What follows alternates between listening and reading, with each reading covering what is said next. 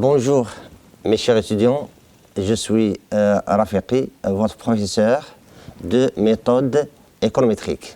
Alors ce cours est destiné aux étudiants de sciences économiques et de gestion semestre 6, faculté des sciences juridiques, économiques et sociales de Meknès.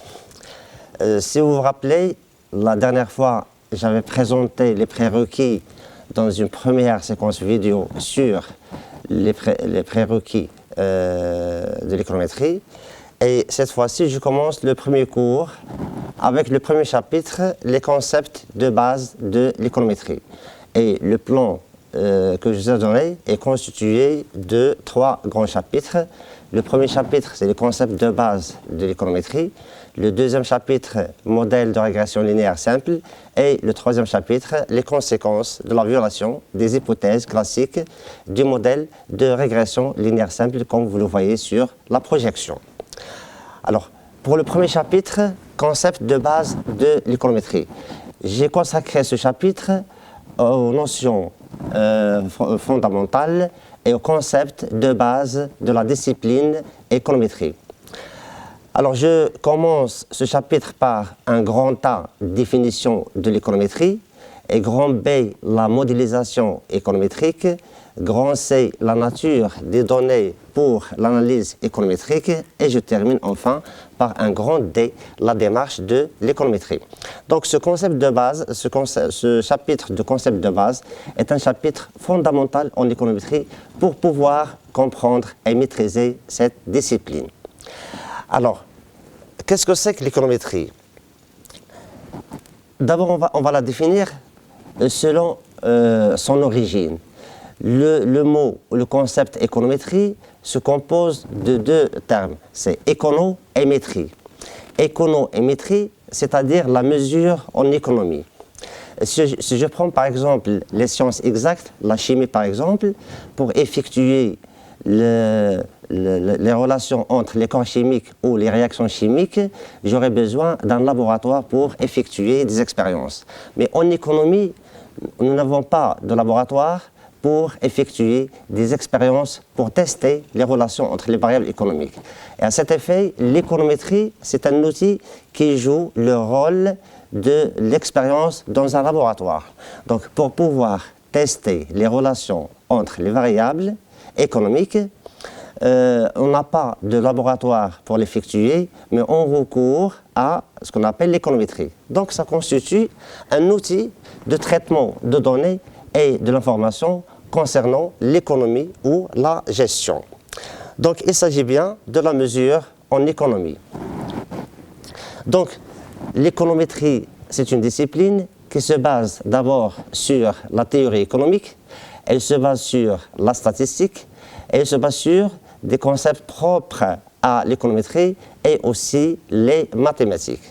Donc, on peut dire que l'économétrie, c'est une science sociale dans laquelle les outils de la théorie économique, les mathématiques, les déductions statistiques sont appliqués à l'analyse des phénomènes économiques et sociaux. Cette économétrie ou la discipline économétrie sert à quoi? Pourquoi? Quel est son intérêt? Je prends par exemple 2 variables économiques, la consommation des ménages et leurs revenus. Et on voudrait savoir, est-ce qu'il existe une relation entre la consommation des ménages et leurs revenus ou pas de relation? Parce qu'à l'origine de l'idée, on voudrait constituer une politique ou établir une politique économique. Et pour établir une politique économique autour d'un phénomène, par exemple le chômage, pour réduire le taux de chômage, on sait que le chômage, c'est une variable économique qui est liée à d'autres variables économiques. Et pour tester l'existence ou l'inexistence du lien de la variable chômage avec les autres variables économiques, on devrait employer l'économétrie. Donc l'économétrie, c'est un outil qui permettra de tester s'il existe ou s'il n'existe pas des relations entre les variables économiques. La question qui reste à résoudre, c'est comment cette discipline économétrie répondra à cet objectif c'est de tester, d'étudier les relations entre les variables économiques. Pour répondre à cette question, je vous donne un exemple. D'abord, c'est l'exemple de la consommation et de revenus. D'après la théorie keynésienne, Keynes stipule que la consommation des ménages dépend des revenus. Et cette relation entre consommation et revenus est une relation linéaire. Donc je vais maintenant écrire la relation entre ces deux variables de façon linéaire. Et je note, c'est la consommation qui dépend du revenu. Donc C, consommation, est égal bêta 0 plus bêta 1 fois le revenu, plus un terme aléatoire, et on verra par la suite ce que c'est que le U. Donc, lorsqu'on suppose que la relation est linéaire entre consommation et revenu, je peux l'écrire par une équation linéaire. C'est C est égal bêta 0 plus bêta 1 fois R, comme vous le voyez sur l'écran. Un autre exemple de la relation entre les variables, je prends la fonction de production coupe de glace. La fonction de production coupe de glace, Y c'est la production, est égale à la constante A fois K à la puissance alpha fois L à la puissance bêta plus un terme UU qu'on verra qu'est-ce que c'est. Avec alpha plus bêta, ce sont des élasticités, leur somme est égale à 1. Le K, c'est le facteur capital, le L, c'est le facteur travail, et on sait que dans la théorie néoclassique, que la production dépend des facteurs capital et travail, et l'articulation, la relation entre ces trois variables, production, capital, travail, s'écrit comme étant Y est égal à A fois K à la puissance alpha fois L à la puissance bêta plus un terme U, qu'on verra ce que c'est qu'après. Donc, les variables économiques sont liées, soit elles sont liées par des relations qui sont linéaires, c'est le cas du premier exemple, consommation est égale bêta 0 plus bêta 1 fois R, soit elles sont liées de façon non linéaire et on a Y, la production, c'est égal à A fois K à la puissance alpha fois L à la puissance bêta. Donc, je reviens à la question de départ. Pour pouvoir comprendre comment l'économétrie étudie la relation entre les variables, on devrait d'abord définir les variables économiques et ensuite définir ce qu'on appelle un modèle économétrique. Donc, l'économétrie est fondée sur des modèles. Comme paragraphe B, c'est le modèle économétrique. Alors, qu'est-ce que c'est qu'un modèle économétrique? C'est un modèle dans lequel il y a une expression mathématique de la relation entre les variables économiques. Donc, un modèle économique n'est rien d'autre qu'une expression mathématique qui relie les variables économiques. Si la relation est linéaire, on écrit l'équation de façon linéaire. Si la relation n'est pas linéaire, on peut écrire l'équation de façon non linéaire. Et pour le cas d'une fonction, ou plutôt d'une relation non linéaire entre les variables, il y a plusieurs types. Il y a ce qu'on appelle une relation exponentielle entre deux variables. Donc, y est égal à exponentielle de x. La relation logarithmique, y est égal à log de x. La relation quadratique, y est égal à x carré plus bx plus c. Donc, ça dépend de la nature de la relation qu'on arrive à écrire ou qu'on écrit l'équation du modèle.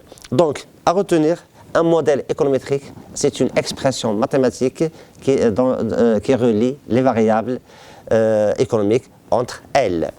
Les exemples, les voici. Le premier exemple, c'est l'exemple de la consommation. Et le deuxième exemple, c'est l'exemple de la fonction de production. Donc, on va maintenant écrire l'équation d'un modèle économétrique linéaire. Comme vous le voyez, Y, c'est la variable économique qui dépend de X. Donc, on écrit Y est égal bêta 0 plus bêta 1 fois X plus U. Donc, la relation est bien linéaire entre Y et X. Maintenant, la variable Y, c'est une variable économique. On l'appelle variable à expliquer. Donc, c'est une variable à expliquer parce que Y va dépendre du X. On ne peut pas contrôler Y directement et les contrôler à travers le X. Donc, Y est appelé variable à expliquer. Et x est appelée variable explicative. Donc voilà la première appellation à retenir dans l'équation de modèle, c'est l'intitulé des variables. Donc y est appelé variable à expliquer et x variable explicative. Il faut retenir par cœur ces appellations des variables. Ou bien y, on l'appelle variable endogène et x est appelé variable exogène. Variable endogène, ça veut dire qu'elle dépend de x. Variable exogène, ça veut dire qu'une variable qui est libre ne dépend d'aucune autre variable. Donc, pour distinguer entre endogène et exogène, endogène, ça veut dire y, elle dépend de x, et x, exogène, ne dépend d'aucune autre variable. C'est une variable considérée comme libre, indépendante.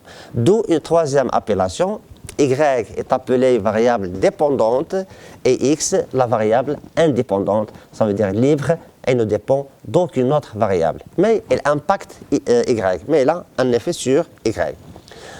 Donc, dans un modèle économétrique, l'expression mathématique qui relie les variables peut être linéaire ou non linéaire.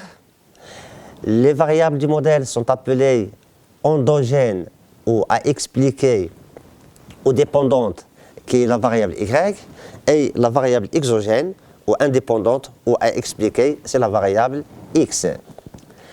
Quel est maintenant l'objectif de cette économétrie? On va l'utiliser où? Quel est son intérêt? Qu'est-ce qu'on va faire avec en sciences économiques? Donc, l'objectif de l'économétrie est double. Le premier objectif, c'est un objectif explicatif. Elle permet d'expliquer l'existence ou l'inexistence de la relation entre les variables économiques. Donc, pour dire est-ce que la variable y dépend de x ou ne dépend pas de x, on devrait formuler le modèle et d'effectuer un certain nombre de calculs pardon, et d'effectuer un certain nombre de calculs et de conclure à la fin est-ce que y est lié à x ou n'est pas lié à x. Donc, le premier objectif du modèle, c'est d'expliquer y par x. Donc, y est lié à x par une relation fonctionnelle, f, et on cherche maintenant est-ce que x a un effet ou pas d'effet sur y. À retenir, un premier objectif du modèle économétrique, c'est qu'il a un pouvoir explicatif. C'est le pouvoir que peut apporter x à l'explication de y. Deuxième objectif, c'est la prévision. En économie, on travaille toujours avec les prévisions. On prévoit le PIB, on prévoit le chômage, on prévoit l'inflation pour les années à venir. Donc, tous les États du monde travaillent avec les prévisions. Et vous-même, vous travaillez avec des prévisions dans votre vie quotidienne ou vie privée. Nous, tous, nous faisons de prévisions. Donc, l'économétrie aussi a cet objectif, c'est de prévoir l'évolution des phénomènes économiques ultérieurement. Donc, deuxième objectif, c'est qu'elle permet de prévoir la variable y qui est endogène en fonction de la variable x lorsque le lien entre x et y est approuvé. S'il n'y a pas de lien entre x et y, on ne peut pas prévoir l'évolution du y. Mais si le lien entre x et y est prouvé, puisque x est explicatif, donc ultérieurement, y va évoluer en fonction du x aussi. Voilà donc les deux objectifs de l'économétrie. Quel que soit le modèle économétrique, toujours on cherche à expliquer et aussi à prévoir. Donc l'économétrie, son intérêt en économie, c'est exactement ça. C'est de répondre à l'objectif d'explication et l'objectif de prévision. Pour l'instant, on dit prévoir ou bien prédire. Pour l'instant, on retient le terme prévision, et après on verra ce que c'est que la prédiction. puisque la prévision et la prédiction ne sont pas parfaitement synonymes. Il y a une petite différence entre les deux. Avant le paragraphe suivant, c'est la nature de la relation entre les variables du modèle. La relation entre les variables du modèle, ça peut être une relation déterministe ou bien une relation stochastique. Donc les variables économiques sont liées entre elles soit par des relations déterministes ou bien par des relations stochastiques. Donc, d'où le paragraphe, relation stochastique versus relation déterministe entre les variables du modèle. Pour bien comprendre la dépendance déterministe et la dépendance stochastique, je prends un exemple très simple. L'équation d'une droite. Y est égal 2x plus 1. Y est égal 2x plus 1. Donc, c'est une droite, et si je trace la courbe, j'obtiens une droite. Donc, une courbe qui a la forme d'une droite. À chaque x, on fait associer y. D'après l'équation 2x plus 1, à chaque x, on fait associer y. Donc, à chaque x, je donne une valeur à x, j'obtiens automatiquement y. La relation, cette fois-ci, est déterministe. Dans l'état de la nature, des exemples de relations déterministes, c'est la loi de gravitation de Newton. Les corps célestes s'attirent par une force d'attraction et que cette force d'attraction, c'est égal à la constante K fois le produit de leur masse rapporté à la distance qui les sépare au carré. Donc, le produit des masses, M1 fois M2, divisé par R. R, c'est la distance qui sépare les corps célestes au carré, multiplié par la constante K, ça donne exactement la force. Donc, connaissant les masses, connaissant la distance qui sépare les corps célestes, on trouvera exactement la force, ni moins ni plus. Par exemple, je prends la Terre et le Soleil, ces deux corps célestes s'attirent par une force d'attraction. F est égal à la constante K fois la masse de la Terre multiplié par la masse du Soleil divisé par la distance qui sépare la Terre et le Soleil au carré. Cette distance est de 150 millions de kilomètres. Alors, faisant ce calcul, on trouve exactement la force d'attraction entre ces deux corps. La relation entre les masses, la distance et la force est une relation déterministe. La loi de Ohm pour le courant alternatif, C est égal à K sur V. K, c'est une constante, et V, c'est le voltage. Connaissant V, on peut calculer exactement C. Donc, connaissant V, on obtient exactement C, ni moins ni plus. Donc, la relation est bien déterministe. Troisième exemple, Y, c'est 2x plus 1. La relation entre Y et X est une relation qui est parfaitement déterministe. À chaque x, on fait associer exactement y et on reste toujours sur la droite. La relation stochastique ne pose pas aussi de difficultés. On peut la comprendre rapidement à travers un exemple.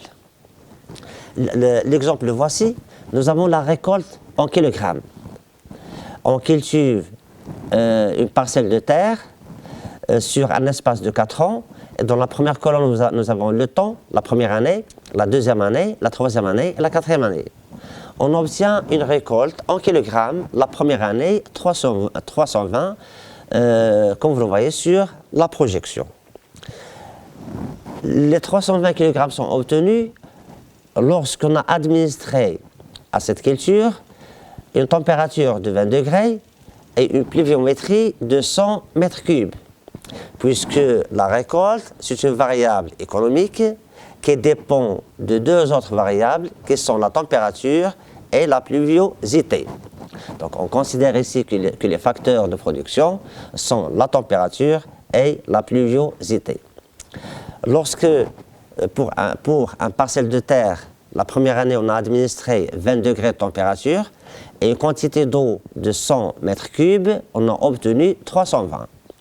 La deuxième année, l'année suivante, on a administré en parcelle de terre cultivée 21 degrés, une pluviosité de 105 mètres cubes, on a obtenu 360 kg. La troisième année, on a obtenu 280 kg lorsque la température administrée est de 22 et la pluviométrie est de 80. Et enfin, la quatrième année, on a trouvé une récolte de 315 lorsque la température administrée est de 20 degrés et la pluviosité de 90 mètres cubes. Est-ce que maintenant la relation entre la récolte et les deux facteurs de production est déterministe ou bien stochastique? Pour répondre, pour savoir, est-ce que la relation est déterministe ou bien stochastique, nous savons déjà que la récolte est une fonction de température et de pluviométrie. Donc on écrit la récolte est égale F de pluviosité et température. On suppose maintenant que les deux facteurs de production sont accumulables. Ça veut dire lorsqu'on ajoute la température à la quantité d'eau, on obtient la récolte. Mais le poids de chaque facteur n'est pas le même. Le poids de la température n'est pas le même que celui de la pluviosité. Donc on écrit dans ce cas-là l'équation, puisque les facteurs sont accumulables et leurs poids ne sont pas les mêmes, on écrit la récolte, comme vous le voyez sur l'écran, la récolte c'est égal à bêta 1 fois la pluviosité plus bêta 2 fois la température. Alors maintenant, par un simple calcul sur l'exemple, on peut facilement calculer le coefficient bêta 1 et le coefficient bêta 2. On fait le calcul de ces coefficients, on trouve que bêta 1 c'est égal à 3 et bêta 2 c'est égal à 2. Peu importe maintenant la méthode de calcul. L'essentiel c'est qu'on a estimé ces deux paramètres et on a trouvé que le coefficient bêta 1 fois la pluviosité plus le coefficient bêta 2 fois la température. Après calcul, on a obtenu bêta 1 c'est 3 et bêta 2 est égal à 2. Et je remplace les valeurs des coefficients calculés dans l'équation et j'obtiens la récolte c'est égal 3 fois la pluviosité plus 2 fois la température. Mais connaissant maintenant les coefficients, si on remplace dans le tableau l'équation avec les valeurs estimées, est-ce qu'on peut toujours obtenir la récolte? C'est-à-dire, je remplace dans la première équation, la température est de 20, la pluviosité est de 100, donc j'aurai 3 fois 100 plus 2 fois 20, c'est égal à 340. Donc j'obtiens à travers l'équation 340 kg. Mais dans le tableau, je n'ai que 320 kg. Ça veut dire un excès de 40. Donc la relation n'est pas déterministe. Si la relation est déterministe, je trouverai 340 au niveau du tableau. Mais dans le tableau, je n'ai que 320. Ça veut dire un excès de 40. Donc la relation entre ces deux variables, entre la récolte et les deux autres variables, est une relation stochastique. Donc chaque fois que je remplace dans l'équation, regardez la projection, chaque fois que je remplace dans l'équation la température par sa valeur et la pluviosité par sa valeur, et je multiplie par les coefficients, je ne tombe jamais sur la récolte observée. Je ne tombe jamais sur la récolte observée. Toujours il y a un excès ou bien un déficit. Ça veut dire que la relation entre ces variables est une relation stochastique. Donc la relation est déterministe lorsque, par exemple, pour l'équation y est égale à 2x plus 1, à chaque x, on fait associer exactement y et on reste toujours sur la droite. Et lorsque la relation est stochastique, même si je remplace dans l'équation, je n'obtiens jamais les valeurs observées pour la variable dépendante ou endogène. La relation est bien stochastique. À travers un exemple de calcul, on pourra comprendre facilement la différence entre relation stochastique et la relation déterministe. Ça nécessite un exemple et merci.